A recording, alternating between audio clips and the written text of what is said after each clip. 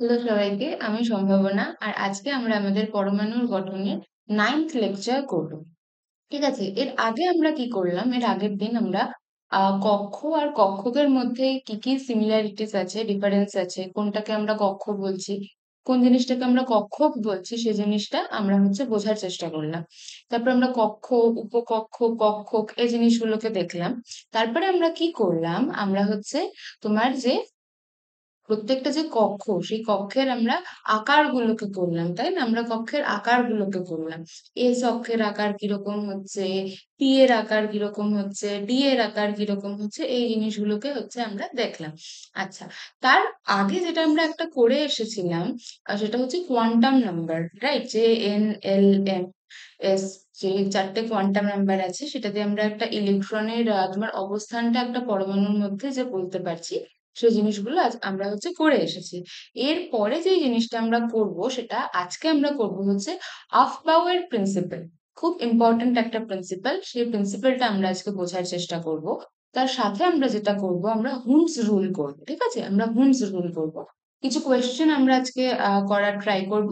আর তার সাথে কি, আমরা ইলেকট্রনিক কনফিগারেশন, আমরা ইলেকট্রনের কনফিগারেশনটা কিরকম করে লিখবো কোন একটা পার্টিকুলার অ্যাটমের জন্য, সেই জিনিসটা আজকে আমরা দেখার চেষ্টা করব। ঠিক আছে। তাহলে ক্লাস স্টার্ট করার আগেই বলে দিই, তোমরা আমাদের চ্যানেলটাকে সাবস্ক্রাইব করে নেবে, যাতে যে কোনো নোটিফিকেশন, ভিডিও আপডেট তোমরা ইজিলি তাড়াতাড়ি পেয়ে যেতে পারো। ঠিক আছে, ওকে। তো এবার আমরা আজকের পড়া স্টার্ট করছি। ফার্স্ট হচ্ছে আফবাও প্রিন্সিপাল।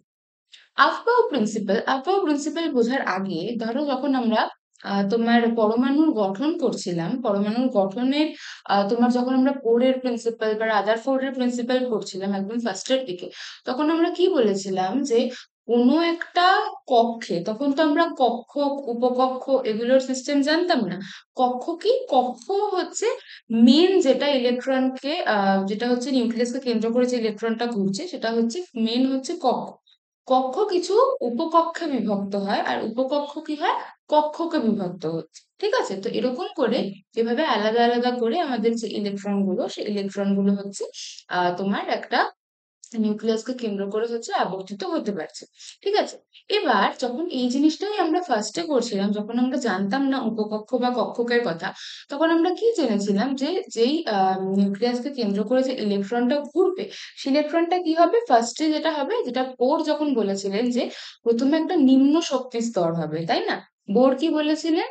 বোর বলেছিলেন যে এটা যদি আমার নিউক্লিয়াস হয়, একে কেন্দ্র করে যে পথে আমার ইলেকট্রনটা ঘুরবে, এবার কি হবে, যে প্রত্যেকটা যে কক্ষ, সেই কক্ষের কি থাকবে, একটা নির্দিষ্ট শক্তি থাকবে, তাই না? একটা নির্দিষ্ট শক্তি থাকবে।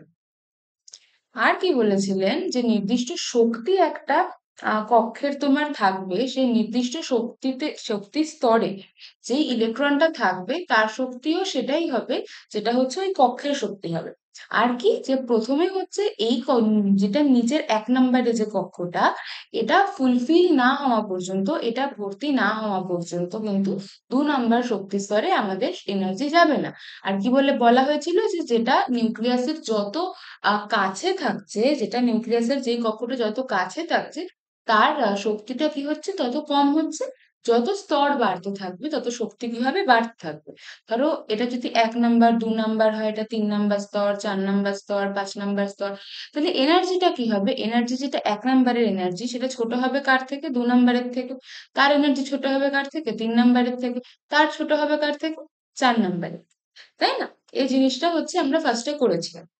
ঠিক আছে, এবার আফবাউয়ের প্রিন্সিপালে কি বলা হচ্ছে, বলা হচ্ছে যে যখন কোনো একটা কোনো কক্ষকের মধ্যে আমার ইলেকট্রনটা তোমার আসবে, আমরা কি জানলাম, যে একটা উপকক্ষের মধ্যে যে কক্ষকগুলো আছে, কক্ষকগুলোর এনার্জি কি, সম, মানে সমশক্তি সম্পন্ন স্তর, ওগুলো ইকুয়ালি ওদের এনার্জিটা ডিস্ট্রিবিউট হচ্ছে, তাই না? এটা আমরা দেখেছি। তাহলে তোমার কি বলা হচ্ছে যে কোনো পরমাণুতে যে ইলেকট্রন গুলো আসবে সেই ইলেকট্রন গুলো কি হবে ফার্স্টে যেটা নিম্ন শক্তি স্তর যেটা লোয়ার এনার্জি লেভেল, সেই লোয়ার এনার্জি লেভেলটা হচ্ছে ফার্স্টে ফুলফিল হবে, তারপরে হায়ার এনার্জি লেভেল ফুলফিল হবে। কি বলা হলো যে ফার্স্টে লোয়ার এনার্জি লেভেল ফুলফিল হবে, তারপরে হায়ার এনার্জি লেভেল ফুলফিল হবে। তো এই জিনিসটা তো আমরা আগেও করে এসেছিলাম, তখন আমরা দেখেছিলাম যে প্রথমে যেটা নিচের শক্তি স্তর যেটা নিউক্লিয়াসের কাছে থাকছে সেটার শক্তি কম হচ্ছে, যেটা নিউক্লিয়াসের থেকে দূরে যাচ্ছে তার শক্তিটা বেশি হচ্ছে। আর এরকম করে প্রথমে হচ্ছে নিচের শক্তি স্তরে আমাদের ইলেকট্রনটা পরিপূর্ণ হবে, তারপরে উপরের শক্তি স্তরে ইলেকট্রনটা পরিপূর্ণ হবে। সেই যে জিনিসটা বলা হয়েছিল ওটাকেই হচ্ছে আফবাও আরো বেটার ওয়েতে আমাদেরকে কি বললেন, তিনি বললেন যে কোনো একটা পরমাণুতে তিনি কি বললেন, কোনো একটা পরমাণুতে যে নিউক্লিয়াসকে কেন্দ্র করে যে কক্ষগুলো ঘুরছে সেই কক্ষগুলোর মধ্যে যে কক্ষ উপকক্ষ বা কক্ষকগুলো রয়েছে তাদের মধ্যে কি হবে, সবার প্রথমে যেটা নিম্ন শক্তি স্তর, যেটা কম শক্তি স্তর, কি বললেন, নিম্ন শক্তি স্তরে,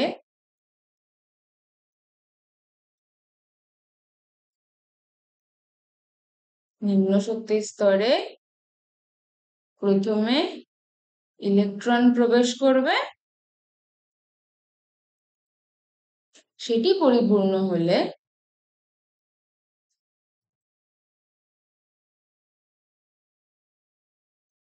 সেটি পরিপূর্ণ হলে কি হবে, তারপর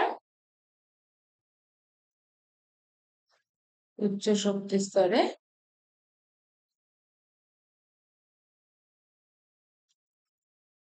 ইলেকট্রন প্রবেশ করবে। বোঝা গেল এতটুকু? তাহলে আফবাও কি বললেন, আফবাও বললেন যে আমাদের যে তোমার নিম্ন শক্তি স্তর আছে সেখানে ইলেকট্রনটা ফার্স্টে যাবে, তারপরে কি হবে সেখান থেকে উচ্চ শক্তি স্তরে যাবে।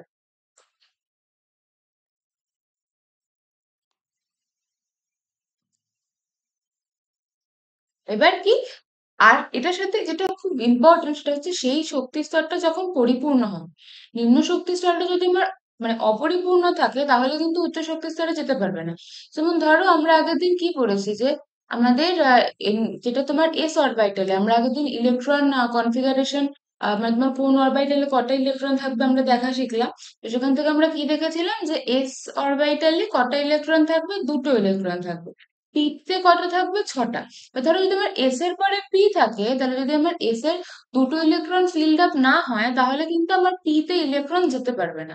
আগে আমার এস এর দুটো ইলেকট্রনকে ফিল্ড হতে হবে, পরিপূর্ণ হতে হবে আমার এস অরবিটালটাকে, এস কক্ষকটাকে, তারপরে হচ্ছে পি তে যাবে, তার আগে কিন্তু যেতে পারবে না। ঠিক আছে? এবার যেটা কথা যে আমার কোন উপকক্ষে আগে হচ্ছে আমার ইলেকট্রনটা যাবে, কোথায় ইলেকট্রনটা আগে যাবে সেটা তাহলে আমাকে জানতে হবে। তাহলে সব থেকে কম শক্তি স্তর আমরা কোনটাকে বলবো, সব তার থেকে বেশি শক্তি স্তর আমরা কোনটাকে বলবো যেখানে ইলেকট্রনটা আগে যাবে। এটা কি দিয়ে মেজার করা হয় বলো তো? এটা মেজার করা হয় হচ্ছে এন প্লাস এল রুল দিয়ে, এন প্লাস এল রুল দিয়ে। ধরো যেই আমার যে কক্ষটা, যেই কক্ষটার মধ্যে ধরো আমার কক্ষের এনটা কি, এনটা হচ্ছে আমার মুখ্য কোয়ান্টাম সংখ্যা, আর এলটা কি, এলটা হচ্ছে আমার গৌণ কোয়ান্টাম সংখ্যা। তাহলে মুখ্য কোয়ান্টাম সংখ্যা আর গৌণ কোয়ান্টাম সংখ্যা এই দুটোকে পাশাপাশি বসিয়ে আমরা কি পাচ্ছি, আমরা পাচ্ছি হলো উপকক্ষটা, তাই তো?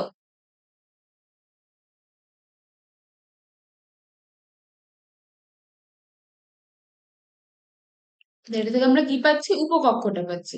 তো যেই উপকক্ষের এন প্লাস এল এর মান কম হবে, ভালো করে শুনবে, যেই উপকক্ষের এন প্লাস এল এর মান কম হবে সেখানে ইলেকট্রন আগে প্রবেশ করবে, যেখানে এন প্লাস এল এর মান বেশি হবে সেখানে ইলেকট্রন পরে প্রবেশ করবে। বোঝা গেল কথাটা? যেখানে এন প্লাস এল এর মান কম হবে সেখানে ইলেকট্রন আগে প্রবেশ করবে, যেখানে এন প্লাস এল এর মান বেশি হবে সেখানে ইলেকট্রন পরে প্রবেশ করবে। কি বললাম? এন প্লাস এল এর মান যেখানে কম হবে সেই উপকক্ষে, লেখাটা কি দেখা যাচ্ছে? ওকে, সেই উপকক্ষে ইলেকট্রন আগে প্রবেশ করবে, আগে প্রবেশ করবে। বোঝা গেল এতটুকু?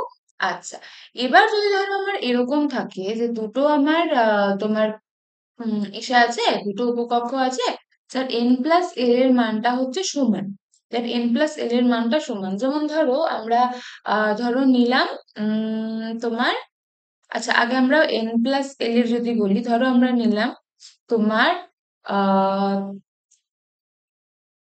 3D নিলাম, 3D নিলাম, আর নিলাম হচ্ছে 4P। 3D নিলাম আর 4P নিলাম, কি নিলাম? 3D নিলাম আর 4P নিলাম। এবার 3Dর ক্ষেত্রে দেখো, 3Dর n এর মান কত? 3। আর l এর মান কত? SPD, মানে 2। তাহলে n প্লাস l এর মান কত? 5। 4p তে n এর মান কত? 4। আর l এর মান কত? SP 1, মানে 5। তাহলে এটাতেও n প্লাস l এর মান 5, এটাতেও n প্লাস l এর মান 5। তাহলে কোন ক্ষেত্রে আমার হচ্ছে ইলেকট্রনটা কোথায় আগে প্রবেশ করবে? 3D তে। কেন 3D তে? কারণ 3D র ক্ষেত্রে যে আমার n এর মানটা হচ্ছে কম। 3D তে কি আমার n এর মানটা কম। বোঝা গেল? তাহলে আমাদের ফার্স্ট পয়েন্ট ছিল যে n প্লাস l এর মান যেখানে কম হবে সেই উপকক্ষে হচ্ছে ইলেকট্রন আগে প্রবেশ করবে। সেকেন্ড কি হবে? n প্লাস l এর মান সমান হলে, n প্লাস l এর মান যদি আমার সমান হয়, তাহলে যার n এর মান কম সেখানে ইলেকট্রন আগে প্রবেশ করবে।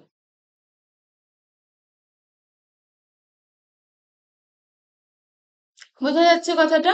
তাহলে ফার্স্টে আমরা কি বললাম যে n প্লাস এল এর মান যেখানে কম হবে সেটাকে আমরা নিম্ন শক্তি স্তর ধরবো।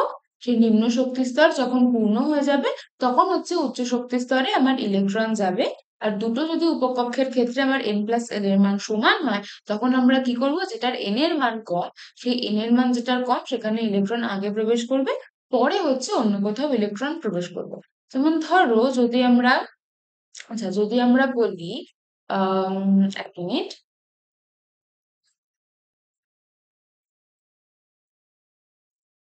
যেমন ধরো যদি আমরা বলি যে আমাদের কাছে 3s আছে, 4p আছে, আর আমাদের কাছে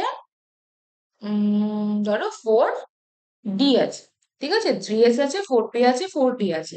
তাহলে আমাদেরকে বের করতে হবে যে কোনটাতে ইলেকট্রন আগে প্রবেশ করবে। তাহলে যদি আমরা তিনটের n প্লাস এল বের করি, তাহলে 3s এর ক্ষেত্রে n প্লাস এল কত হবে? n হচ্ছে 3, আর l হচ্ছে কত? s, মানে 0, 3। 4p তে n কত? 4, আর p কত? sp, মানে 1, 5। 4d তে n কত? 4, আর l কত? spd, মানে 2, তাহলে 6। এটা 3, এটা 5, এটা 6। তাহলে প্রথমে কোথায় ইলেকট্রন প্রবেশ করবে? 3s এ। 3s এ সব থেকে আগে ইলেকট্রন প্রবেশ করবে। তারপরে কোথায় প্রবেশ করবে? 4p তে। ঠিক আছে, 4p তে ইলেকট্রন প্রবেশ করার পরে তারপরে কোথায় প্রবেশ করবে? 4d তে। ঠিক আছে, তাহলে যদি আমরা বলি তাহলে এখানে সব থেকে নিম্ন শক্তি স্তর কোনটা? 3s এর শক্তি সব থেকে কম, তারপরে কার শক্তি? 4p। তারপরে কার শক্তি? 4d। যেটার শক্তি সব থেকে কম হবে সেটাতে ইলেকট্রন সবার আগে যাবে। তাই জন্য এই জিনিসটাকে আমরা এরকম করে বলতে পারছি। ঠিক আছে, এই জিনিসটাকে তাহলে আমরা এরকম করে বলতে পারছি। হলো, এবার আমাদেরকে দেখতে হবে যে সব থেকে কম শক্তি স্তর আমার কোনটার হচ্ছে, সব থেকে বেশি শক্তি স্তর আমার কোনটার হচ্ছে। আর ইলেকট্রন, মানে আমাদেরকে দেখতে হবে যে কোনটার থেকে কোনটাতে যাবে, কোনটার কম কোনটার বেশি আমরা তো বুঝতে পারলাম, কিন্তু একদম আমাদেরকে সিকোয়েন্স ওয়াইজ দেখতে হবে যে কোনটার থেকে ইলেকট্রন আমার কোথায় যাবে। ঠিক আছে, ওকে। ধরো আমরা নিলাম 1s অরবিটাল। 1s অরবিটাল হয় আমাদের, তাই না? 1s হবে যেখানে n এর মান হচ্ছে 1 আর l এর মান হচ্ছে 0। 1s হলো, তারপরে কি হতে পারে? 2s হতে পারে, তাই না? 3s হতে পারে, 4s হতে পারে, 5s হতে পারে, 6x হতে পারে, 6x না 6s হতে পারে, আর 7s হতে পারে। ঠিক আছে, এগুলো আমরা নিলাম। এবার এখানে দেখো যে এবার আমাদের s অরবিটাল আমরা নিলাম, তাই না? আমরা 7টা s অরবিটাল নিয়েছি, 1s 2s 3s 4s 5s 6s আর 7s। ঠিক আছে, আচ্ছা এবার s এর পরে কি আসবে? p আসবে। ঠিক আছে, p আসবে। এবার ভেবে বলো তো 1p কি হবে? 1p কি হয় কখনো? 1p যদি হয় তাহলে n এর মান কত হচ্ছে? n এর মান এখানে 1। আর p মানে কত? p এর মানও মানে আমার l টার মানও হচ্ছে 1। যদি l এর মান 1 হয় তাহলেই তো p হবে, তাই না? l এর মান যদি 1 হয়, এবার n এর মান যদি 1 হয় তাহলে l এর মান কি হবে? 0 থেকে n-1 মানে খালি 0। তো আমরা কিন্তু কি বলে এখানে তোমার 1p বলে কিছু পাবো না, কারণ 1p এর কোনো অস্তিত্বই থাকবে না। n যদি 1 হয় তাহলে আমার কি হবে? তাহলে আমার এল এর মান সবসময় 0 হবে। তো আমরা 1 দিয়ে কিন্তু খালি 1s পাবো। তো আমরা 1p পাবো না, 2p পাবো আমরা। কারণ 2pর ক্ষেত্রে n এর মান আমাদের কত? n এর মান 2। তাহলে l এর মান কত হবে? 0 থেকে n-1 মানে 0 থেকে কত হবে? 0 থেকে কত হবে আমাদের? এটা কিন্তু মাইনাস না, এটা কিন্তু 0 থেকে বোঝাচ্ছে। 0 থেকে কত হবে? 2-1 মানে 0 থেকে 1। তাহলে 1 হতে পারে, এটার মানে মান 1 হতে পারবে। মুছে দিচ্ছি, এই জায়গাটা লাগবে আসলে। তো এটা এই জায়গাটা কত হবে তাহলে? তাহলে আমরা 2p পেতে পারি, 3p 4p এগুলো পেতে পারি, কিন্তু আমরা কি পেতে পারবো না? আমরা কিন্তু কখনো তোমার 1p পেতে পারবো না। তাহলে p অরবিটালে কি হবে? আমরা যেহেতু আমরা দেখলাম 1p হয় না, তো এখানে আমরা লিখবো 2p 3p 4p 5p 6p আর আমরা কি পাবো? 7p।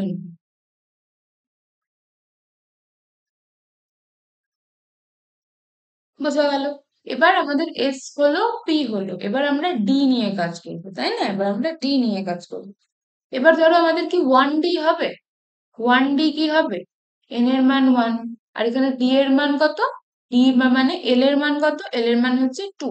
s p d, l এর মান কত? 2। তাহলে এটা হবে না, 1d হবে না। 2d কি হবে? n এর মান 2, l এর মানও 2, এটাও হবে না। 3d কি হবে? n এর মান 3 আর l এর মান 2, এটা হতে পারে, এটা আমাদের হতে পারে। তাহলে এখানে আমাদের p এর ভ্যালুটা, p এর পরে আমাদের d এর ভ্যালুটা কোথা থেকে শুরু হবে? 3 থেকে। 3d থেকে আমরা হচ্ছে ভ্যালু পাবো। বোঝা গেল? ওকে, তাহলে আমরা 3d থেকে ভ্যালু পাবো। এখান থেকে আমরা লিখলাম 3d, তারপরে আমরা লিখলাম 4d, তারপরে আমরা লিখলাম 5d, তারপরে আমরা লিখলাম 6d। ঠিক আছে, 6 অব্দি আমরা লিখছি। আচ্ছা, এবার এফ এর ক্ষেত্রে দেখি। এফ এর ক্ষেত্রে 1f হবে না, 2f হবে না, 3f হবে না, 4f কি হবে? 4f কি হবে? 4f যদি হয় তাহলে n এর মান কত হচ্ছে? 4। আর আমাদের l এর মান কত হতে পারে? l এর মান হতে পারে 0 থেকে n-1 মানে 0 থেকে 3। আর f এর ক্ষেত্রে l এর মান কত হবে? spdf 3। তাহলে 4f হতে পারবে, 5f হতে পারবে।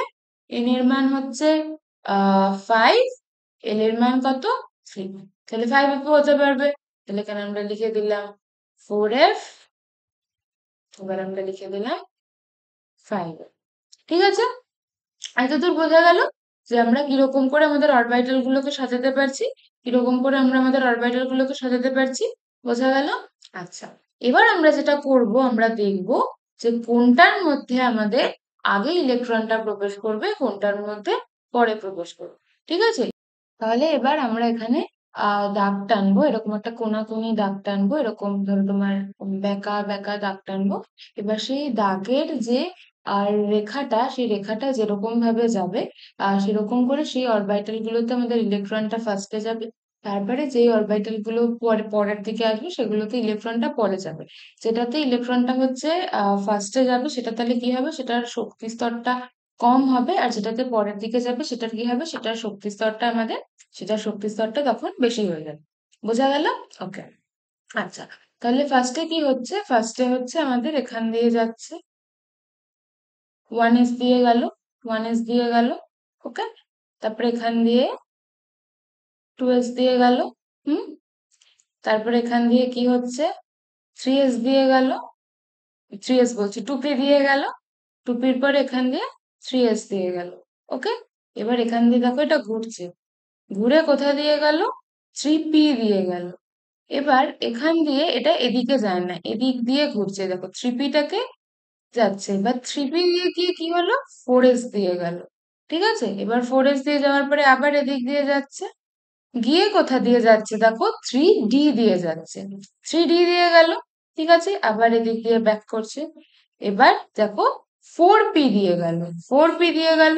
এবার এদিক দিয়ে নামছে, নেমে কোথা দিয়ে যাচ্ছে, 5s দিয়ে। কোথা দিয়ে যাচ্ছে, 5s দিয়ে।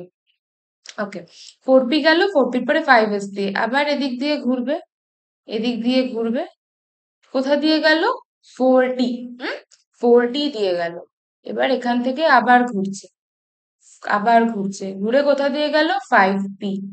বোঝা গেল, 5p। এবার এদিক দিয়ে আবার ঘুরছে, কোথা দিয়ে গেল, 6s। এদিক দিয়ে যাচ্ছে, এবার এটাকে যেহেতু একবার কেটে দিয়েছে, তো এটা দিয়ে আরেকবার সেকেন্ড টাইম কাটলে কিন্তু এটাকে কাউন্ট হবে না। ঠিক আছে, তাহলে আমরা কত দূর গেছিলাম, আমরা হচ্ছে 5p তারপরে 6s ধরতে গেলাম, তারপরে এখান দিয়ে এটা আবার যাচ্ছে যাচ্ছে যাচ্ছে, এবার কোথা দিয়ে গেল, 4f দিয়ে। ঠিক আছে, এবার এখান দিয়ে আবার ব্যাক করতে করতে কোথা দিয়ে যাবে, 5d। বোঝা গেল, 5d এর পরে কোথা দিয়ে যাচ্ছে, 6p দিয়ে, আবার এখান দিয়ে ঘুরলো, কোথা দিয়ে গেল, 7s। এবার এখান দিয়ে যাচ্ছে যাচ্ছে, 7s এর পরে এখান দিয়ে গিয়ে কোথা দিয়ে গেল, 5f, তারপরে 6d, 7d। বোঝা গেল, জিনিসটা একটুখানি ঘিচি ঘিচি হয়ে যাচ্ছে এখানে। তাহলে কি হলো, ফার্স্টে আমার 1s দিয়ে স্টার্ট হলো, তারপরে কোথায় গেল, 2s এ, তারপরে কোথায় গেল, 2p তে, তারপরে কোথায় গেল, 3s এ, তারপরে কোথায় গেল, 3p তে, তারপরে এইখান দিয়ে এসে কোথায় গেল, 4s, তারপরে কোথায় গেল, 3d, তারপরে কোথায় গেল, 4p, তারপরে 5s, তারপরে এইখান দিয়ে গিয়ে 4d, তারপরে 5p, তারপরে 6s, তারপরে এইখান দিয়ে গিয়ে 4f, তারপরে 5d, তারপরে 6p, তারপরে 7s, তারপরে এই দিক দিয়ে গিয়ে এটা কোথায়, 5f, তারপরে 6d, তারপরে কোথায়, 7p। বোঝা যাচ্ছে কথাটা? Okay. তাহলে এরকম করে আমাদের যে ইলেকট্রন গুলো আছে, ইলেকট্রন গুলো এরকম করে যাবে। তাহলে যদি আমরা ধরো এখানে একটু লেখার চেষ্টা করি যে সব থেকে কম শক্তি স্তর কোনটা, সেই কম শক্তি স্তর থেকে বেশি যে শক্তি স্তর, সেই বেশি শক্তি স্তরে আমাদের ইলেকট্রন গুলো যাবে। তো ফার্স্টে কোথায় যাবে, 1s এ, হুম, তারপরে 2s এ, তারপরে 2p, তারপরে 3s, তারপরে 3p।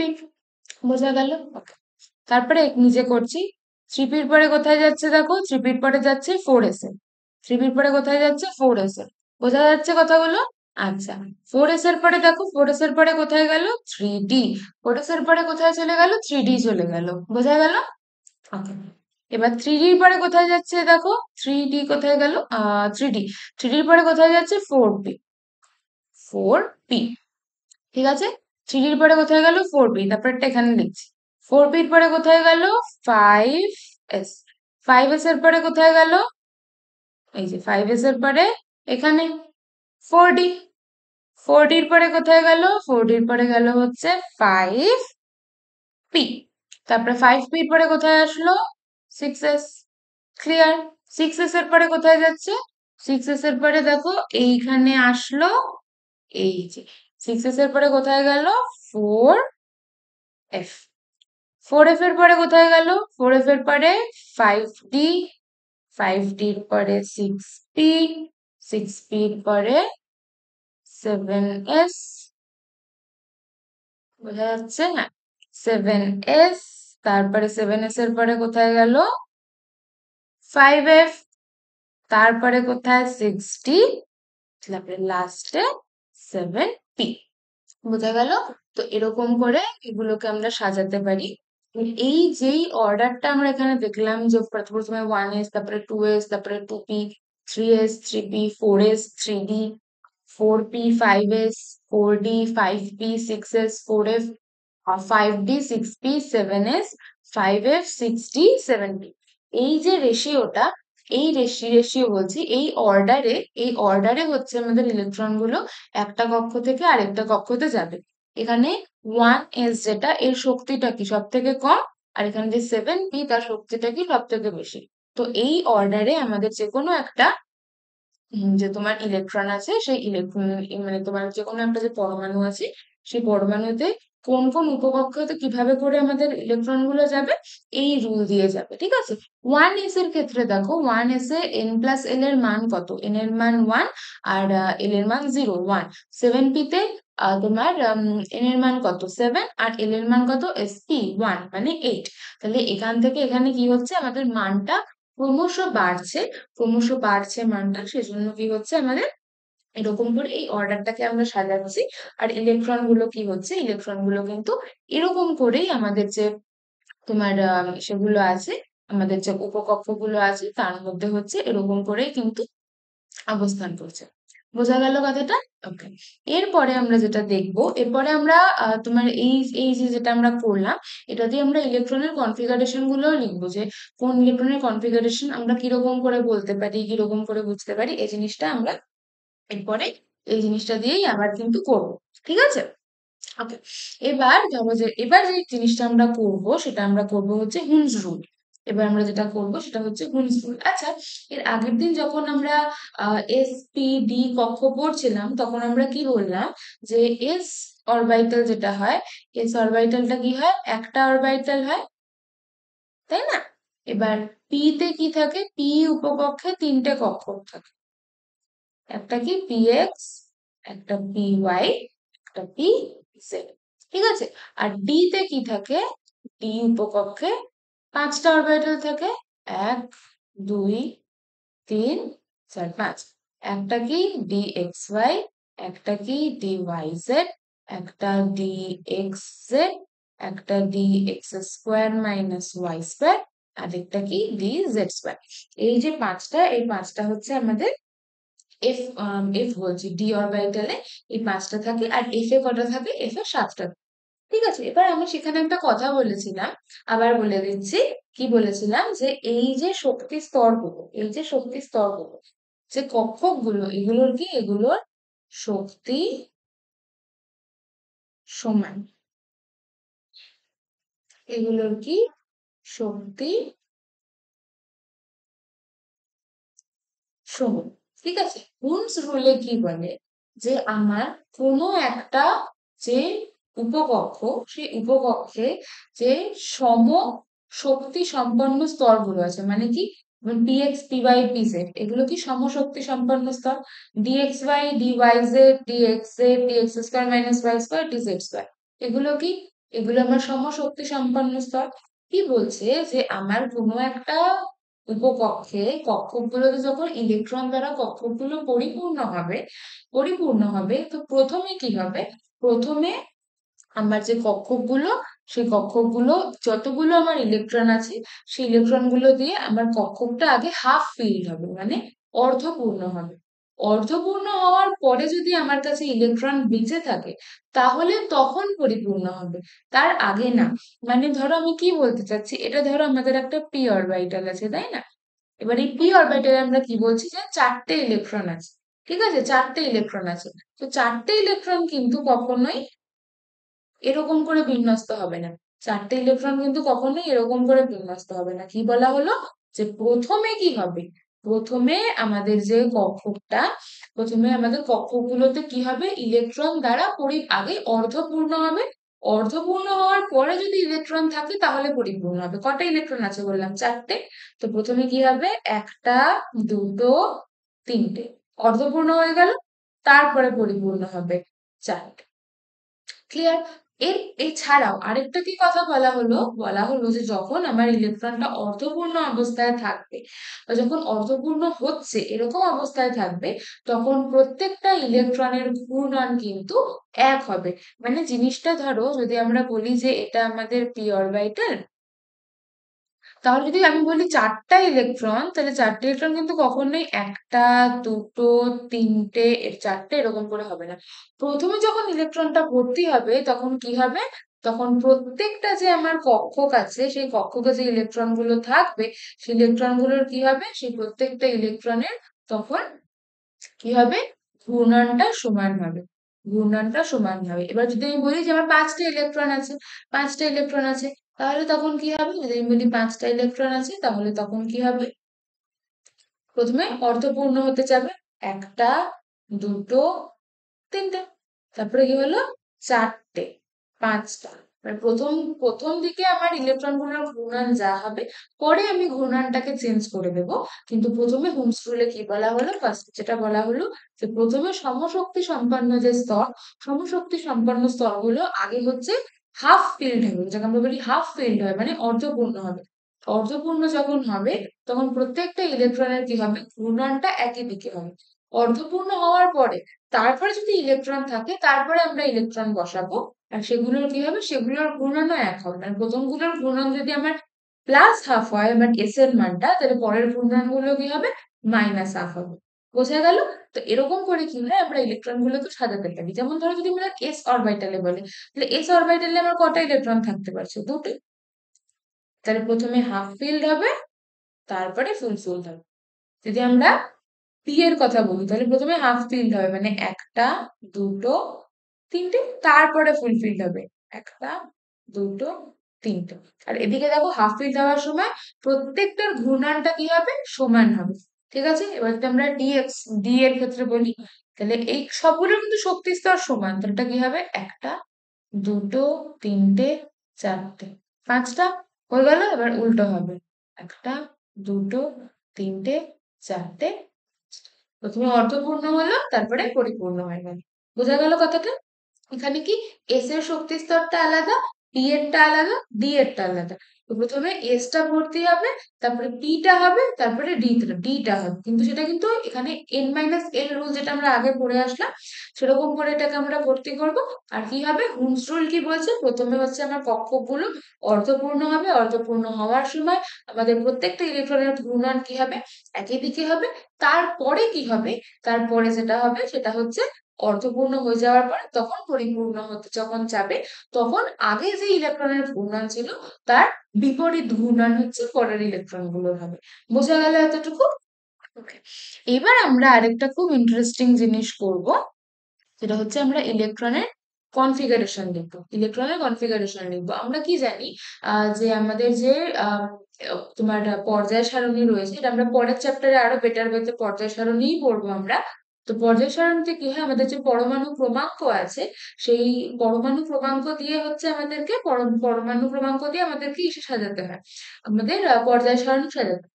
তো সেখানে পরমাণু ক্রমাঙ্কটা লাগছে। এখানে আমরা পরমাণু ক্রমাঙ্ক নিয়ে কিন্তু কাজ করছি না, এখানে আমরা ইলেকট্রন বিন্যাস, মানে আমাদের কোনো একটা মৌলের মধ্যে কতগুলো ইলেকট্রন আছে সেই ইলেকট্রনটাকে আমরা কি করে সাজিয়ে লিখতে পারি, সেই জিনিসটা হচ্ছে আমরা এখন করবো।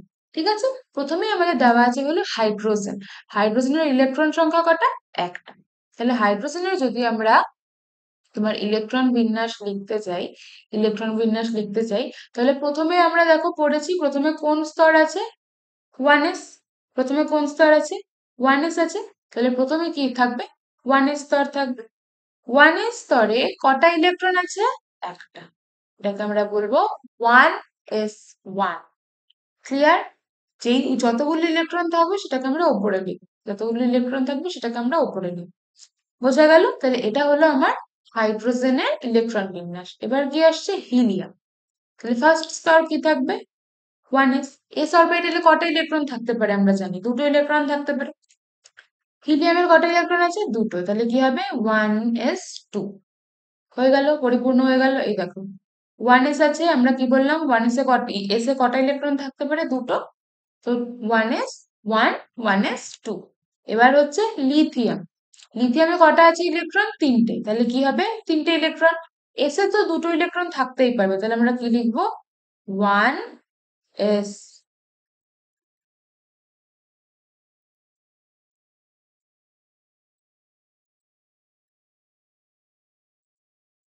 1s, তাহলে এস এ কটা থাকতে পারবে, দুটো।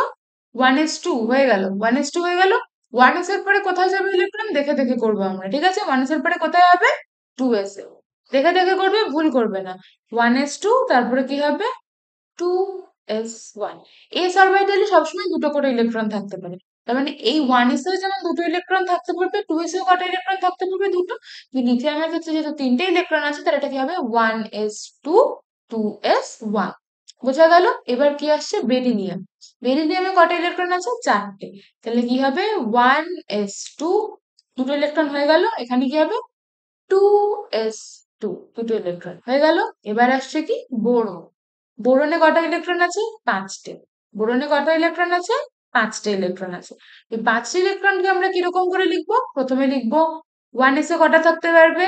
দুটো, 1s2 হয়ে গেল। 2s এ কটা থাকতে পারবে? দুটো, 2s2 হয়ে গেল। 1s2 2s2, 1s 2s, তারপরে কি হয়? 2p, 1s 2s 2p। বোঝা গেল? 2p। তাহলে কি হবে? তাহলে 1s2 2s2 কটা ইলেকট্রন হয়ে গেল? 1 2 3 4। কটা আছে? পাঁচটা, মানে আর একটা ইলেকট্রন। তাহলে কি হবে? 2p1। তাহলে বোরনের কত হবে? 1s2 2s2 2p1। বোঝা গেল? ওকে। এবার আমরা কি করব? কার্বন। এবার আমরা কি করব? কার্বন করব। কার্বন করব। ওকে। কার্বনের ক্ষেত্রে দেখো কি হবে। তাহলে আমাদের 1s2, এসে দুটো ইলেকট্রন হয়ে গেছে। 2s2, 2 2 4, আর কটা ইলেকট্রন আছে? দুটো। পি অরবিটালে কটা ইলেকট্রন থাকতে পারে? ছটা। পি অরবিটালে কটা ইলেকট্রন থাকতে পারে? ছটা। আমরা করেছি। তাহলে 1s2 2s2, তারপরে কি হবে? 2p। কটা ইলেকট্রন বাকি আছে? দুটো ইলেকট্রন বাকি আছে। তাহলে 1s2 2s2 2p2। হুম, 1s2 2s2 2p2। বোঝা গেল? ওকে। এবার তারপরে কি আছে? নাইট্রোজেন। নাইট্রোজেনের কটা ইলেকট্রন আছে? সাতটা। তাহলে সাতটা ইলেকট্রন আমরা কি করে লিখবো? 1s2, দুটো ইলেকট্রন, 2s2, দুটো ইলেকট্রন, 2 2 4। কটা আছে?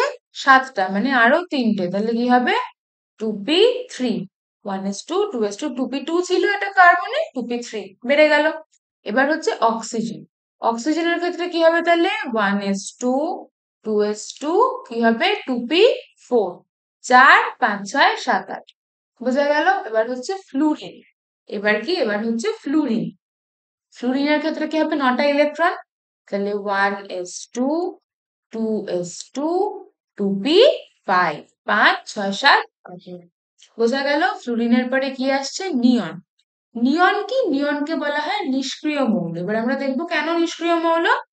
দেখো কি হবে? 1s2 2s2 2p কি হবে? 6, 2p6। এটাকে যদি আমরা একটু দেখার চেষ্টা করি, দেখা যাচ্ছে এটা? আচ্ছা আচ্ছা। এটাকে ধরো আমরা ধরলাম 1s, এটাকে ধরলাম 2s, এটাকে ধরলাম 2p। হুম, 1s এ কটা ইলেকট্রন আছে? দুটো। 2s এ কটা আছে? দুটো। 2p তে কটা আছে? ছটা। একটা, দুটো, তিনটে, চারটে, পাঁচটা, ছটা। এখানে কি আছে দেখো, এটা প্রত্যেকটা যে ঘর আছে, প্রত্যেকটা কক্ষ কি আছে? পরিপূর্ণ। সেজন্য এটাকে আমরা কি বলবো? নিষ্ক্রিয়। কি বলবো? নিষ্ক্রিয়। বোঝা গেল? আচ্ছা। এবার আছে সোডিয়াম। এবার আছে সোডিয়াম। হুম, তো সোডিয়ামে কি হবে? প্রথমে 1s2 2s2 2p6, এটা তো হবেই। 6 7 8 9 10, 10টা হয়ে গেল। কটা আছে ইলেকট্রন? 11টা। 1s 2s 2p, তারপরে কোথায় যাবে দেখে নাও? 3s এ। ঠিক আছে, 1s 2s 2p, তারপরে কোথায় যাবে? 3s। তো 3s এ কটা ইলেকট্রন যাবে? এস এ আমরা জানি কটা ইলেকট্রন যায়? দুটো ইলেকট্রন যায়। কিন্তু এখানে আমাকে কটা ইলেকট্রন দিতে হবে? 10টা তো হয়ে গেছে, একটা লাগবে। তাহলে 3s1। বোঝা গেল এতদূর? আচ্ছা। এবার আমরা কি করব? ম্যাগনেসিয়াম। ম্যাগনেসিয়ামে কটা আছে ইলেকট্রন? 12টা। তাহলে আমরা কি করব? 1s2 2s2 2p6, 6 7 8 9 10। এখানে কি ছিল? 3s1। তাহলে এখানে কি হয়ে যাবে? 3s2। 6 7 8 9 10 11 12, 12টা ইলেকট্রন হয়ে গেল। আচ্ছা। এবার আমরা কি করব? এবার আমরা করব হচ্ছে অ্যালুমিনিয়াম। এবার আমরা কি করব? অ্যালুমিনিয়াম। অ্যালুমিনিয়ামে কটা ইলেকট্রন আছে? 13টা। কটা ইলেকট্রন আছে? 13টা। তাহলে এটা কি হবে? প্রথমে 1s2 2s2 2p6 3s2 হয়ে গেল। তাহলে 1 2 3 4 5 6 7 8 9 10 11 12, 12টা ইলেকট্রন হয়ে গেল। কিন্তু কটা ইলেকট্রন আছে আমাদের? 13টা। অ্যালুমিনিয়ামে 13টা ইলেকট্রন আছে। তাহলে 1s 2s 2p, তারপরে কি আসে? 3p। যখনই এরকম করে ইলেকট্রন কনফিগারেশন গুলো দেখবে, তখন কিরকম শক্ত সেটা দেখে দেখে নিয়ে বসাবে। তাহলে কি হবে বলো তো, জিনিসটা যেমন কখন ভুলও হবে না লেখাটা, জিনিসটা মাথায় ঢুকে যাবে। ঠিক আছে, জিনিসটা মাথায় ঢুকে যাবে। সময় নিয়ে একটু একটু করে করো, এই জিনিসগুলো কিন্তু খুব হচ্ছে মানে তাহলে তাড়াতাড়ি মাথার মধ্যে থেকে যাবে। ঠিক আছে, মাথার মধ্যে থেকে যাবে। তাহলে আমরা 1s 2s 2p 3s করলাম। এবার কি করব? 3p করবো। এবার কি করবো? 3p। তাহলে 3p তে কটা ইলেকট্রন যাবে? 12টা হয়ে গেছে। একটা, ওই 13টা। এবার কি হবে? সিলিকন। সিলিকনে 14টা ইলেকট্রন। তাহলে 1s2 2s2 2p6 3s2 3p। কটা হবে এখানে? 3p2। তাহলে 2 দুগুণে 4, 4 আর 6 10, 11 12 13 14। বোঝা গেল? তারপরে কি আছে? ফসফরাস। তারপরে কি আছে? ফসফরাস। তাহলে কি হবে ফসফরাসের? 1s2 2s2 2p6 3s2 3p3। P অরবিটালে কটা ইলেকট্রন থাকতে পারে?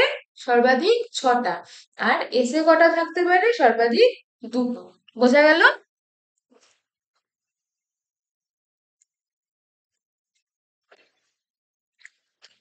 আচ্ছা, তাহলে কটা কটা হলো এখানে? 4 6 10 11 12 13 14 15। ওকে। এবার কি আছে? সালফার। অ্যালুমিনিয়াম, সিলিকন, ফসফরাস, এবার সালফার। সালফারে কটা ইলেকট্রন আছে? 16টা। তাহলে কি হবে? 1s2 2s2 2p6, 10টা ইলেকট্রন হয়ে গেল। 3s2 12টা। তাহলে আর কটা ইলেকট্রন থাকবে? 4টা। তাহলে কি হবে? 3p4। হুম। আচ্ছা, এবার কি আছে? ক্লোরিন। ক্লোরিনে কটা ইলেকট্রন আছে? 17টা। ক্লোরিনে কি হবে তাহলে? 1s2 2s2 2p6, 10টা হয়ে গেল। 3s2 3p5, 10 11 12 13 14 15 16 17। ঠিক আছে, এবার হচ্ছে আর্গন।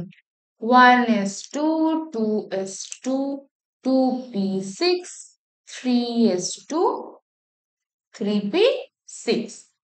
পি অরবিটালে 6টা ইলেকট্রনই থাকতে পারতো, 6টা ইলেকট্রন ফুলফিল হয়ে গেছে। 6টা ইলেকট্রন ফুলফিল হয়ে গেছে। সেজন্য আর্গনও কি একটা নোবেল মৌল। একটা নোবেল মৌল। হুম। বোঝা গেল? ওকে। এবার আর্গনের পরে আমাদের কি আসবে? আর্গনের পরে আমাদের আসবে হচ্ছে potassium. K for potassium. Hmm. Potassium. Okay. তাহলে পটাশিয়ামের ক্ষেত্রে আমরা ফার্স্টে লিখে নিই কি হবে? 1s2 2s2 2p6 3s2 3p6। এটা কটা ইলেকট্রন হলো? 18টা। 18টা ইলেকট্রন আমাদের কার সমান? আর্গনের সমান। এবার আমাদের যেটা দেখতে হবে যে 3p অবধি তো হয়ে গেল। 3p অবধি তো হয়ে গেল। 3p পরে কোথায় যাবে ইলেকট্রন? 3p পরে কোথায় যাবে? 4s। 3p পরে কোথায় যাবে electron? 4s। Four S A দুটো ইলেকট্রন থাকতে পারে, কিন্তু এখানে আমার একটা ইলেকট্রনই লাগবে। তো 4s এ কটা যাবে? একটা ইলেকট্রন। ঠিক আছে, তাহলে আমার ক্যালসিয়াম আসছে এরপরে। ক্যালসিয়াম এবার আমার কটা ইলেকট্রন আসবে? ক্যালসিয়াম আমার আসবে হচ্ছে তাহলে 20টা। তাহলে এখানে আসবে 1s2 2s2 2p6 3s2 3p6 4s। কটা আসবে? 2 দুগুণে 4, 4 6 10, 11 12 18 19টা ছিল। তাহলে কত হয়ে যাবে? 4s2। বোঝা গেল? এবার কি আসবে? স্ক্যানাডিয়াম। 21 স্ক্যানাডিয়াম। তাহলে এরপরে আমার কি আসবে? 1s2 2s2 2p6 3s2 3p6 4s2। 4s এর পরে কোথায় যাবে ইলেকট্রন? 4s এর পরে কোথায় যাবে ইলেকট্রন? 3d। ভালো করে দেখো, ডি মৌল কিন্তু এখান থেকে আসছে। সেজন্য স্ক্যানাডিয়াম থেকে কি হয়? আমাদের ডি মৌলটা শুরু হয়। ডি মৌলটা মানে 3D এলিমেন্ট বা ডি অরবিটাল আছে, এরকম মৌল কিন্তু কোথা থেকে শুরু হচ্ছে? আমাদের স্ক্যানাডিয়াম থেকে। 21 নাম্বার যেটা 21টা ইলেকট্রন যেখানে আছে, সেখান থেকে কিন্তু শুরু হচ্ছে। এই জিনিসটা ভালো করে খেয়াল রাখো, পরে কিন্তু এই জিনিসগুলো খুব ইম্পর্টেন্ট হয়ে যাবে। ডি অরবিটালের জিনিসগুলো কিন্তু খুব ইম্পর্টেন্ট। হ্যাঁ, পরে পরবর্তীতে এই জিনিসগুলো খুব কাজে লাগবে। তাহলে 4s এর পরে কোথায় যাবে? 3d তে। 3d তে কটা ইলেকট্রন আসবে স্ক্যানাডিয়ামের ক্ষেত্রে? এক। ঠিক আছে? তারপরে আছে টি আই, টাইটেনিয়াম। কটা আছে ইলেকট্রন? 22টা। কি হবে? 1s2, 2s2, 2p6, 3s2, 3p6, 4s2, 3d2। বোঝা গেল? ওকে। এবার আসছে ভ্যানাডিয়াম। ভ্যানাডিয়ামে কটা ইলেকট্রন আছে? 23টা। তাহলে এটা কি হবে? 1s2, 2s2, 3p6, 3s2, 3 এটা 3p লিখে দিচ্ছি, 2p6, 3s2, 3p6, 4s2, 3d3। D অরবিটালে আমাদের 5টা কক্ষক আছে, প্রত্যেকটা কক্ষকে দুটো করে ইলেকট্রন থাকতে পারবে। মানে আমাদের টি অরবিটালে টোটাল কটা ইলেকট্রন থাকতে পারবে? 10টা। থ্রিডি তে কটা ইলেকট্রন থাকতে পারবে? 10টা। ঠিক আছে?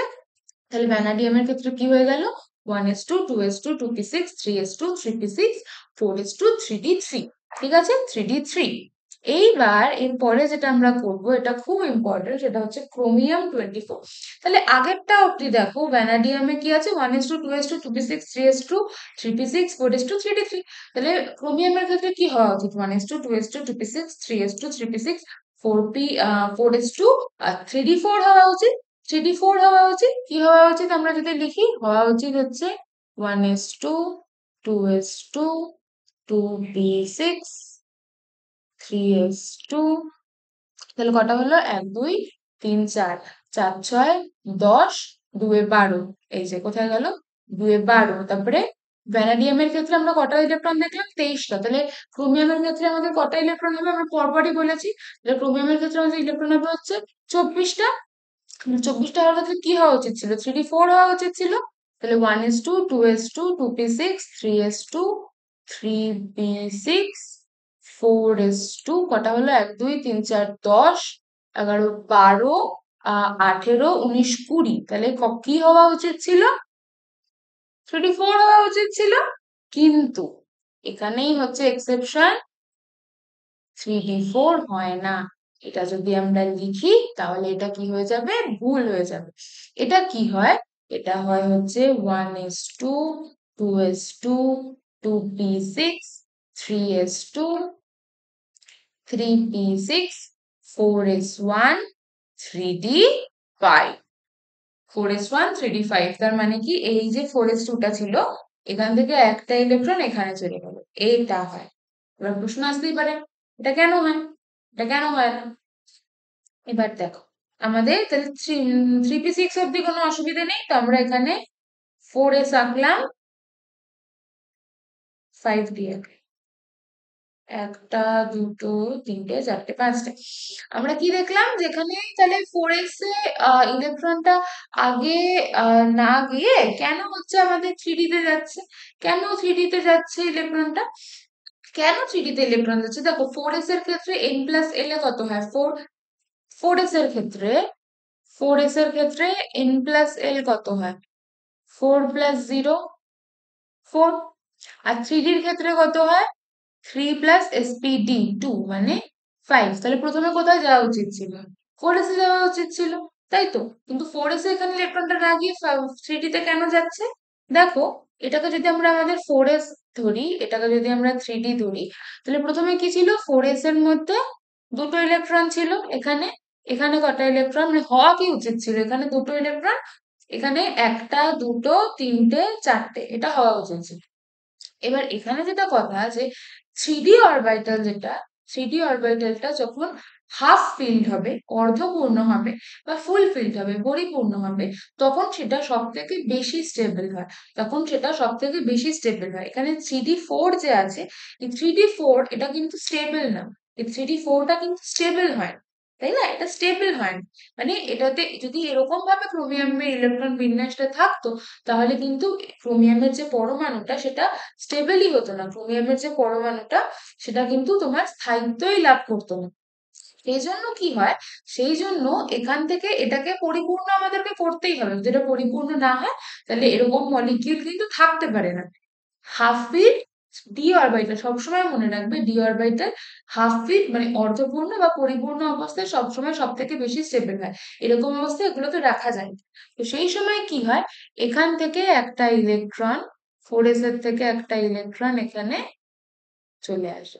4s ওর একটা ইলেকট্রন ওকে দিয়ে দেয় যে নিয়ে তুই একটা ইলেকট্রন নিয়ে নিয়ে শান্ত থাক, খুশি থাক, তাই তো? তো তখন কি হয়, তখন কি হয়, এটা 4s এ একটা ইলেকট্রন হয়ে যায়,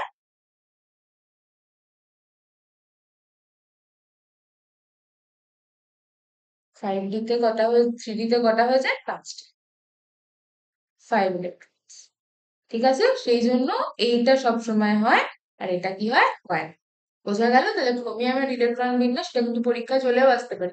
ক্রোমিয়ামের ইলেকট্রন বিন্যাস কি হবে, 1s2 2s2 2p6 3s2 3p6 4s1 3d5। বোঝা গেল, 3d5। আচ্ছা, এইবার তাহলে ক্রোমিয়াম যে হলো, ক্রোমিয়ামের পরে কি আছে, ম্যাঙ্গানিজ।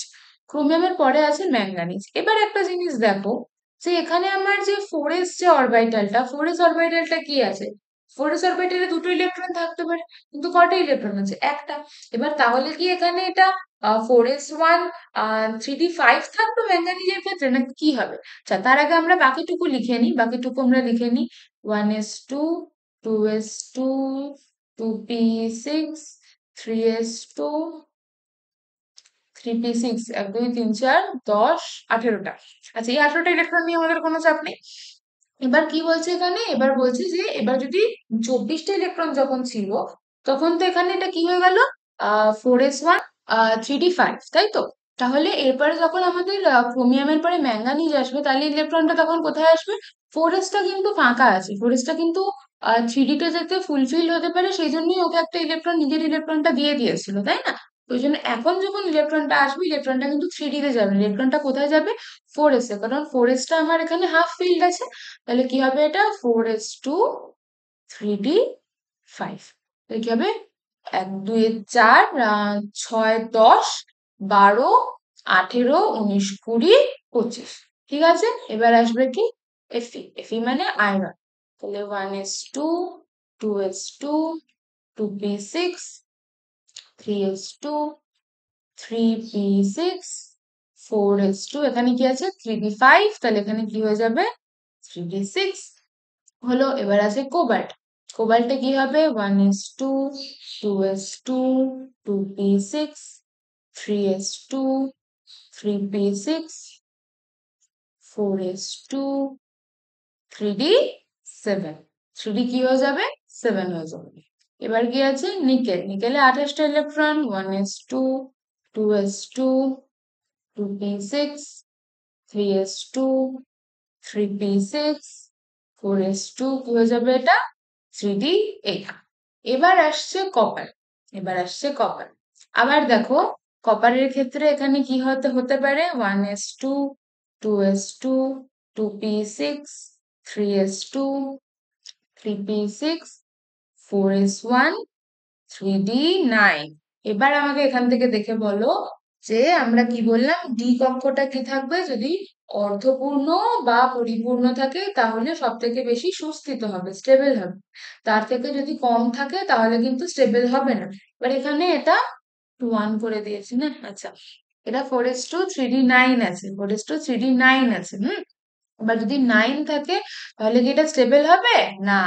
তাহলে এক্ষেত্রেও সেই যে আমরা ক্রোমিয়ামের ক্ষেত্রে যেমন করেছিলাম অর্ধপূর্ণ হওয়ার জন্য, এক্ষেত্রে সেটাই করব পরিপূর্ণর জন্য। তাহলে কি হবে, এটা 2s 1s2 2s2 2p6 3s2 3p6 4s1 3d10, 4s1 3d10।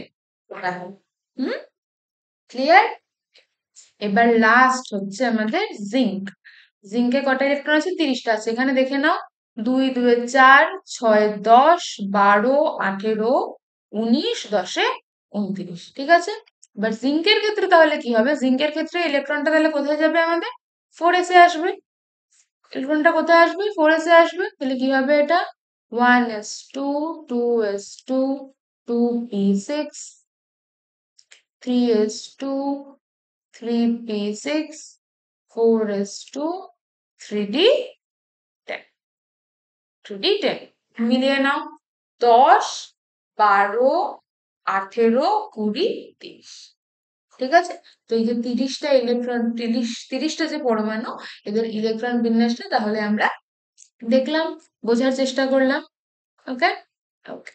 এবার যেটা আমরা যে n+1 রুল যেটা করলাম, অফ পাওয়ার n+1 রুল, এই n+1 যে রুলটা, এটার কিছু ব্যতিক্রম দেখা যায়। এটার একটা ব্যতিক্রম দেখা যায় আমাদের যে এফ ব্লকে যে মৌলগুলো আছে, যেটাকে আমরা 4f বা 5f এ যে মৌলগুলো আছে, তাদের ক্ষেত্রে যদি আমরা দেখি, ধরো এখানে একটা মৌল থাকে, সেটাকে কি বলে হয়? ল্যান্থানাম। হুম, সেটা কি হয়? 57। সেটার ইলেকট্রনিক কনফিগারেশন কত হয়? 57। আচ্ছা, এখানে আরেকটা জিনিস তোমাদেরকে বলে রাখি। ধরো যদি আমাদেরকে কোনো একটা পরমাণুর ইলেকট্রন বিন্যাস যখন লিখতে বলবে, যদি আমাদের এত বড় ইলেকট্রন বিন্যাস যদি মনে রাখা আমাদের পক্ষে টাফ হয়, তাহলে আমরা কি করব? আমাদের যে নোবেল যে গ্যাসগুলো আছে, সেই নোবেল গ্যাসগুলো দিয়েও আমরা মনে রাখতে পারি। যেমন হিলিয়ামের আমরা কি জানি? কটা ইলেকট্রন আছে? দুটো। হিলিয়াম একটা নোবেল গ্যাস আমরা জানি। তাহলে যদি আমরা ধরো হিলিয়াম দিয়ে আমরা বোরনকে লিখতে চাই, তাহলে আমরা কি করব? এখানে কটা ইলেকট্রন আছে? 4টে। তাহলে সেখানে আমরা লিখে দিব হিলিয়াম। হিলিয়াম লিখে দেওয়া মানেই 4টে ইলেকট্রন। তারপরে কটা ইলেকট্রন থাকবে? তারপরে আমি 4টে বলছি। হিলিয়াম লিখে দেওয়া মানেই দুটো ইলেকট্রন। হিলিয়াম লিখে দেওয়া মানেই দুটো ইলেকট্রন। তারপরে কটা ইলেকট্রন থাকবে? আর 3টে। তাহলে আমরা লিখবো হিলিয়াম 2s2 2p1। এরকম করে আমরা লিখতে পারি। এবার যেমন ধরো ওখানে নিয়ন আছে। নিয়নটা হচ্ছে আমাদের একটা নোবেল গ্যাস। এটা কি? নোবেল। তাহলে যদি আমরা হিলিয়াম দিয়ে যেরকম করে লিখলাম, আমাদের নিয়ন দিয়ে যদি আমরা ম্যাগনেসিয়ামকে ধরো লিখতে চাই, তাহলে আমরা কি করবো? নিয়নে কটা ইলেকট্রন আছে? 10টা। তাহলে এখানে আমরা কি লিখে দেবো? 1s2 2s2 2p6। এই গোটাটার জায়গায় আমরা কি লিখে দেবো? নিয়ন। লিখে কি লিখবো? 3s2। বোঝা গেল? এরকম করে জিনিসগুলোকে লেখা যায়। নোবেল গ্যাস দিয়ে এরকম করে মৌলগুলোকে লেখা যায়। এবার বোঝা গেল এতটুকু? এতটুকু বোঝা গেছে? আচ্ছা, এবার যেটা আমরা করছিলাম যে n+l রুল, যেটা আমরা পড়লাম আউটওয়ার প্রিন্সিপালে, যে নিম্ন শক্তি স্তরে n+l যখন হবে, তাহলে যেটা সব থেকে কম হচ্ছে, যেটার n+l এর ভ্যালু হবে, সেটার শক্তি স্তর ততটাই কম হবে। তো সেখানে হচ্ছে সেরকম করে ইলেকট্রন যাবে। সেখানে সেরকম করে হচ্ছে আমার ইলেকট্রন যাবে। এবার যেটা আমরা বলছিলাম যে ল্যান্থানাম যেটা হয়, সেটা ল্যান্থানামের আমাদের তোমার কি হয়? ইলেকট্রন সংখ্যা যেটা হয়, সেটা হয় হচ্ছে 57। ল্যান্থানামের ইলেকট্রন সংখ্যা হয় 57। এবার জেনন বলে যে নোবেল গ্যাসটা আছে, জেননের ইলেকট্রন কনফিগারেশন হয় হচ্ছে 54। জেননের ইলেকট্রন কনফিগারেশন হচ্ছে 54। তাহলে ল্যান্থানামকে আমরা কি করে লিখতে পারি? জেনন লিখতে পারি। তাহলে 54টা ইলেকট্রন তো এখানেই ঢুকে গেল, 54টা ইলেকট্রন এখানেই ঢুকে গেল। আর কটা বাকি থাকবে? 3টে। কটা বাকি থাকবে? 3টে। আর এই যে 3টে ইলেকট্রন, এই 3টে ইলেকট্রনকে তখন কিরকম, এরপরে এটাকে, এরপরে এখানে কি হয়? এটা ইলেকট্রন কনফিগারেশনটা এটার হয় হচ্ছে 5d1 6s2। এটার ইলেকট্রন কনফিগারেশনটা কি হয়? 5d1 6s2। কিন্তু এবার দেখো কি, এখানে এটার পরে এখানে 4f এও ইলেকট্রনটা যেতে পারতো, 5d তেও যেতে পারতো, কিন্তু কোথায় যাচ্ছে? তোমার 5d তে। 4f এর n+l এর মান কত? 4f এর n+l এর মান কত? 4 প্লাস হচ্ছে sp/df, মানে 4 + 3, তাহলে 7। আর 5d এর মান কত হচ্ছে? 5 প্লাস SPD, 5 + 2 মানে 7। তাহলে এটাতেও 7, এটাতেও 7। তাহলে দুটোতে যদি 7 হয়, তাহলে আমরা কি জানি? যে যেটার n এর মান কম, সেখানে ইলেকট্রনটা যায়। তাহলে এখানে ইলেকট্রনটা কোথায় আসা উচিত ছিল? 4f এ। কিন্তু 4f এ ইলেকট্রনটা যায় না, ইলেকট্রনটা কোথায় যায়? 5d তে। এটা কি? এটা হচ্ছে একটা ব্যতিক্রম। এটা কি? এটা হচ্ছে একটা ব্যতিক্রম। কার? n+l যে রুলটা, এই রুলের একটা ব্যতিক্রম হচ্ছে এটা। বোঝা গেল? এবার আমরা কিছু কোয়েশ্চেন করার ট্রাই করব। কি বলেছে? যে পটাশিয়ামের 19তম ইলেকট্রনের কোয়ান্টাম সংখ্যার সম্ভাব্য মান কি কি? পটাশিয়ামের যে 19তম ইলেকট্রন, তার কোয়ান্টাম সংখ্যার মান কি কি? পটাশিয়ামে টোটাল কটা ইলেকট্রন থাকে? 19টাই না থাকে? তাহলে পটাশিয়ামের যদি 19টা ইলেকট্রন থাকে, তাহলে এটা কি হবে? 1s2 2s2 2p6, তাহলে 10টা হয়ে গেল। তারপরে 3s2 12টা। এবার তারপরে হচ্ছে 3s2 3p6 18টা। 4s1। তাহলে 19তম ইলেকট্রন কোনটা? 19তম ইলেকট্রনটা হচ্ছে 4s1। তাহলে যদি 4s1 হ্যাঁ থাকে, তাহলে 4s1 এর আমাদের কোয়ান্টাম সংখ্যার সেটটা কি হবে? n এর মান কত? 4। l এর মান কত? s আছে, মানে 0। এবার l এর মান যদি 0 হয় তাহলে m এর মান কি হবে? 0 হবে। আর s এর মান কি কি হতে পারে? প্লাস হাফ, মাইনাস হাফ, যেকোনো একটা হতে পারে। তো দেখি আমরা আমাদের অপশনে কোনটা মেলে। এখানে এটা মিলছে না। কোনটা মিলছে আমাদের? 400 প্লাস হাফ মাইনাস হাফ, তাহলে এটা মিলে গেল। তোমাদের আনসার কোনটা হবে? বোঝা গেল? ওকে। এবার বলছে যে কটি ইলেকট্রনের n প্লাস l এর মানটা 4 হতে পারে? কটার ক্ষেত্রে n প্লাস l এর মান 4 হতে পারে? দেখো, n এর মান কিন্তু 0 হতে পারে না কখনো, তাই না? n এর মান 0 হতে পারে না। তাহলে যদি আমাদের n প্লাস l এর মানটাকে আমাদের এখানে 4 করতে হয়, তাহলে n এর ন্যূনতম ভ্যালু আমাদের এখানে কত হতে পারে? যদি আমরা 1 ধরি, তাহলে যদি n এর মান 1 হয়, তাহলে l এর মান কি 3 হতে পারবে? n এর মান যদি 1 হয়, l এর মান কি 3 হতে পারবে? কোনোই পারবে না। n এর মান 2 হলে l এর মান কি 2 হতে পারবে? কখনোই পারবে না, পারবে না। যদি আমার n এর মান 3 হয়, n এর মান 3 হয়, তাহলে l এর মান কি আমার 1 হতে পারবে? হ্যাঁ, পারবে। n এর মান 3, l এর মান 1, মানে কি হচ্ছে আমার 3s। হুম, s না, তো 0 বললে হবে, সরি। 3s না, এটা কি হবে আমার 3p। হুম, sp। তাহলে 1 কিসে হচ্ছে? 3p তে। আর কি হবে? ধরো যদি এটা আমার 4 হয়, n এর মান যদি 4 হয় আর l এর মান যদি 0 হয়, তাহলেও আমার n প্লাস l এর মান কি হবে? 4 হবে। তাহলে এক্ষেত্রে কি হবে? 4s। তাহলে আমার দুটো এমন আমি উপকক্ষ পাবো যেখানে n প্লাস l এর মান 4 হতে পারে। একটা কি 3p, এটা হচ্ছে 4s। ঠিক আছে, বোঝা গেল? তাহলে আজকে আমরা যে পোর্শনটা কমপ্লিট করলাম, আমরা আফবাউয়ের প্রিন্সিপাল পড়লাম, আমরা হুমস এর ল পড়লাম, আর তার সাথে আমরা ইলেকট্রনের কনফিগারেশন গুলো দেখার চেষ্টা করব। ঠিক আছে, তোমরা এতদূর ভালো মতো করে পড়াগুলো রেডি করে রাখবে, যাতে এর পরের দিনের ক্লাসে যেন তোমাদের কোনো রকমের কোনো প্রবলেমের মধ্যে পড়তে না হয়।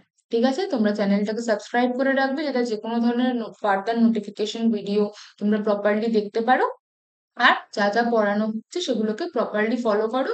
ভালো মতো করে রেডি করতে থাকো, যাতে পরীক্ষার আগে কিন্তু যেন কোনো প্রবলেমের মধ্যে পড়তে না হয়। ঠিক আছে, ভালো মতো করে পড়তে থাকো। দেখা হচ্ছে পরের ক্লাসে।